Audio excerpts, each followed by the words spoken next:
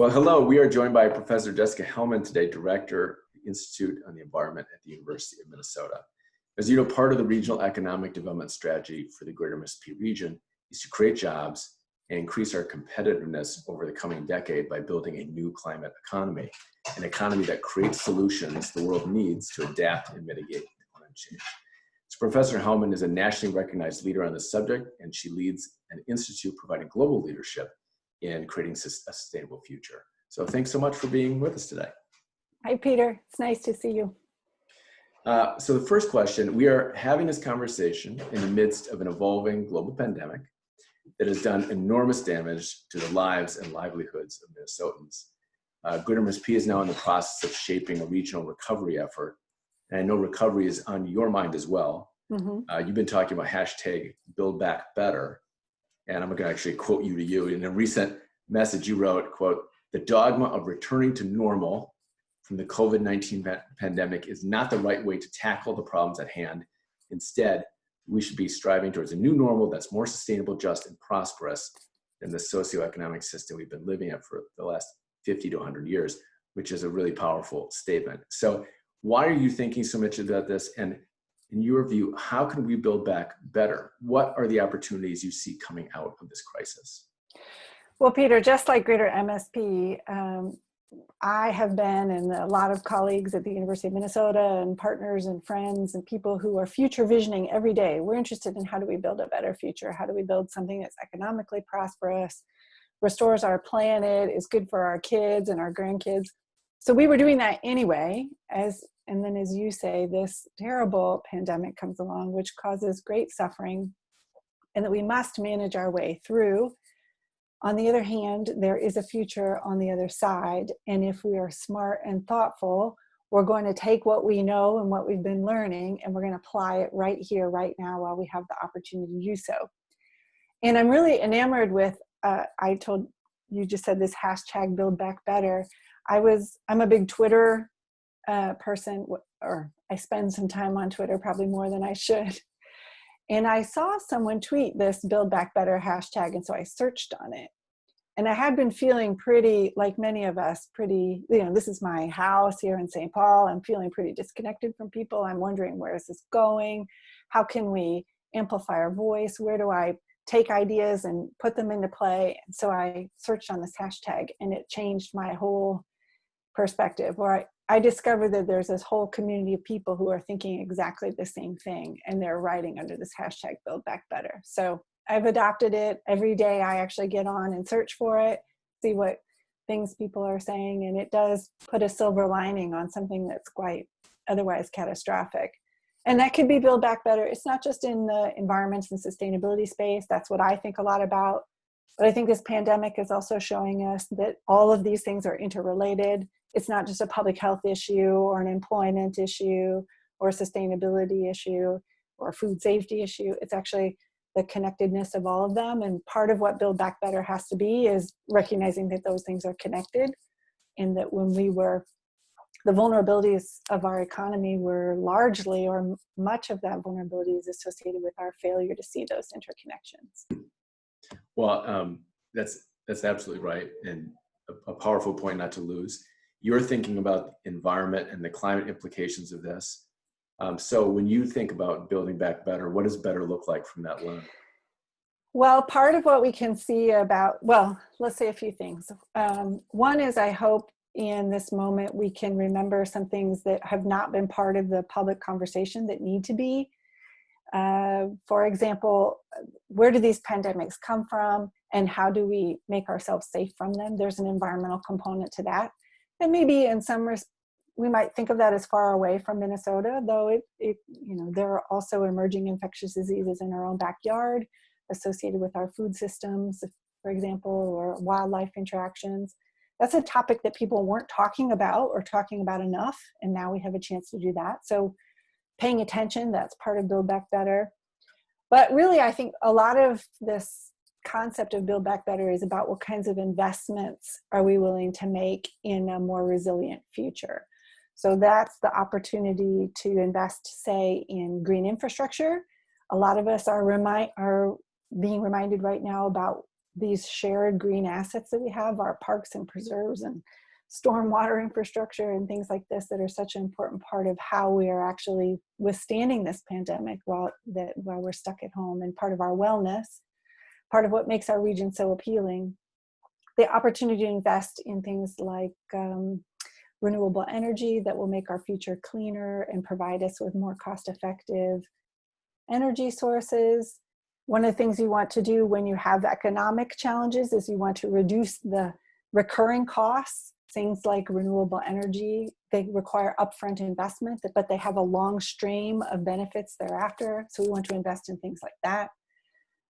Ecosystem services, we call them. That's green infrastructure that allows us to deliver key services to people by preserving our environment, things like that. And ultimately, when it's time, I'm not sure, I'm not an epidemiologist, but when it's time for us to go back to work and when people can start spending time really laboring, a lot of these investments can put people to work.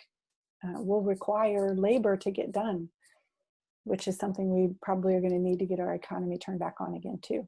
No question about it. So as you mentioned, I mean, our lives are different day to day in so many ways. Here we are speaking to each other from home. Yes. And those individual behavioral shifts are really adding up, both in Minnesota, across the country, across the world. And there's a lot of attention being paid to how those are translating into some like immediate near-term kind of environmental benefits. But the question is, are they sustainable? Could be sustained. What are the long-term implications? So talk to us about what you're seeing, here and around the world, and what's changing, and then how we might sustain some of the best changes we're seeing in the environment. Well, you hear these stories. There are a couple of drivers where the environment is changing. If we think about just pollution, for example, there's this European satellite that allows us to see a variety of pollutants in the atmosphere. Some of those pollutants come from transportation, and you can see that we have cleaner cities in the US and across Europe, all around the world, because truck traffic and other kinds of transportation has gone down. And so we're enjoying the environmental benefits of that. They also have public health benefits, but that's not a permanent change. We haven't restructured our transportation system, but it does show that the effects are there when we decide to make those changes. So it does show us that we have a real everyday, day after day kind of effect. It'll come back if we don't change those processes, but it shows us that the effect exists. You can also see there have been declines. It seems, the data are still coming in, but it seems like our greenhouse gas emissions have declined, largely because of some reduction in industry and in manufacturing. But again, those processes haven't fundamentally changed. It'll be when we decide how we power our economy, where we get our energy sources, that those short-term benefits can become much more long-term. So you can see the potential, but until we decide to make those long-term investments, those changes aren't going to be permanent. And we can see that in the past. When we've had economic downturns, historically, we see these little blips on the signal of human pollution, like greenhouse gases, but they're temporary. So as far as you're seeing, nothing's changed structurally yet. We're just seeing the evidence of the power that those decisions could have. We see the power of what we could do, and we know we need to be making investments in restoring our economy. So why not make investments that will actually change those processes and yield those positive benefits in the long term? That's the concept of Build Back Better. Why go back to what you had before that had all those, fancy word we use in economics is negative externalities? Why not actually create an economy that has some positive externalities, that we can power economic productivity in a way that doesn't undermine quality of life and degrade the planet? Well, we haven't seen, obviously the infrastructure hasn't been built in the last 6 weeks. We've seen a lot of dynamic policy decisions, but they're mostly related to relief and a little bit to restarting more than reimagining what we do. But some companies, both here and around the world, have been doing new things either because they were forced to or because there was an opportunity, especially related to their environmental footprint. Are there examples that have caught your attention that might be worth knowing about? Well, I have heard from including some companies here in the metro area about some pretty creative changes in sourcing and supplying or redirecting resources to where there's need, which is causing some reinvention or rethinking of supply chains, and maybe even allowing us to think a little bit differently about circularity instead of supplies coming in one supply chain and going out to product, thinking about different places and ways that those resources could flow. I've seen some of that. I think one of the things we really need to be careful about is that we cannot think about our sustainability practices as being extra or peripheral or something we do when times are good. It's actually very fundamental to the future of business and to the future of the health of our economy. I mean, you hear people say this, we can't have an economic recovery until we address the pandemic because we need people to be healthy in order to drive our economy. In the long term, we need to have a healthy environment in which people can live in order to have a thriving economy too. So we need to make sure that we don't lose the momentum on a lot of those sustainability commitments, but instead take this opportunity to double down on them and remember that they're important in the long term. I think one of the things we're clearly learning is that we have to be doing some of these things in parallel, right? I mean, that this idea of, well, we're going to provide relief and then we're going to restart our economy. I think we learned in the last month, there aren't enough resources to backfill the whole economy. We're going to have to figure out a way to strike an ongoing, really dynamic balance between providing relief to those who are affected and getting the economy kind of restarted in some fundamental way. So one thing that a lot of, well, not just environmentalists, but folks in a bunch of different fields have been talking about this concept of resiliency for a while. I think resiliency now has folks have an intuition about what that means, perhaps. So how do we withstand, it's not our economy is, I think we're seeing now that it's not just that it's on or it's off, but how do we manage through these different transitions, including the fact that over the next year or two, we may have to turn it on a little bit more and off a little bit more, back and forth and back and forth. And that relies on this degree of resiliency. And this is the same concept that is possible in a lot of environmental fields. It's about thinking creatively on this, what are alternative sources and supplies for key resources, and how do you protect those resources so that they're there when you need them. I think that hopefully that some of those ideas will be more front of mind as people reinvent their industries and think about what it is, how they make their money. They think about how do we be resilient or more nimble in a dynamically changing environment, economic environment, which is very closely related to this concept of resiliency that we talk about with respect to climate or other environmental shocks. This pandemic is an environmental and an economic shock. Well, in the concept of resiliency, I mean, it's not new. I mean, people have been talking about this for years, but I think it had, in some ways, a little bit of the patina of jargon to it. And now it is every day. I mean, two words come up every day: unprecedented and resiliency. Yeah, and I think the tricky thing about resiliency is very wonky because it doesn't have much meaning in a general sense. It's very particular to what it is in your individual industry, in your individual business that you're trying to accomplish, and the degree of flexibility in achieving your goal. And for those industries that thought of themselves as a single entity, we deliver product X for customer Y, they're now seeing that perhaps thinking about a broader value proposition or a range of ways of delivering different services to different customers might be a good idea. Well, that's an example of resiliency. Yeah. We can think about those exact same ideas when it comes with respect to helping people adjust to climate change or enhancing the quality of our ecosystems and environmental goods so that it can do some of the heavy lifting for us when we are confronted with environmental stresses.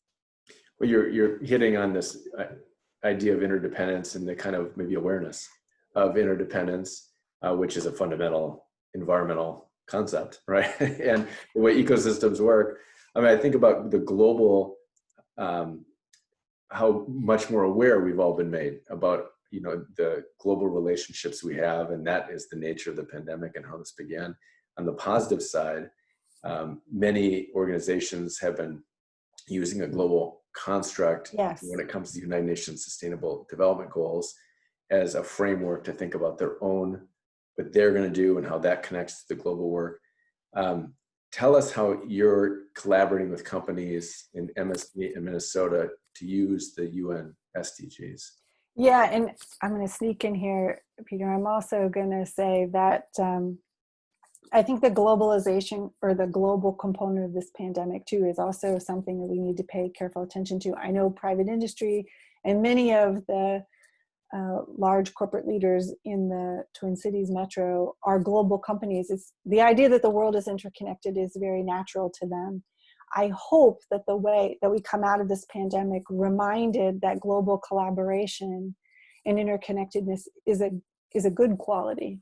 You know, we say, for example, that this pandemic, this disease emerged in China, but it's also the case that China was the first to sequence the virus, and China has been doing vital work in collaboration with American scientists on public health interventions and vaccines and drug treatment. So that collaboration and connectedness around the world is vital to our future success.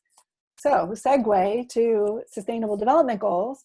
Sustainable Development Goals are this group project, essentially, through the United Nations that we're going to work together to reduce poverty, to improve environmental quality, to basically make life on this planet better. Unfortunately, the pandemic is going to make some of those goals, like global poverty reduction, it's going to make them worse, essentially, or make achieving those goals potentially harder because some of it depends on economic success. But a lot of those goals could be strengthened by this collaboration and kind of hashtag Build Back Better opportunities that communities around the world are going to be discovering. These goals are worded exactly that way. They say, this is what we're aiming to achieve worldwide on a particular time scale. The brilliance of a goal is it invites you to say, what are you going to do to help achieve that? And those goals themselves can be done on, we would say, a different spatial scale. So you could have global goals, you could have national goals, you could have municipal goals, you could have corporate goals, you could have neighborhood goals.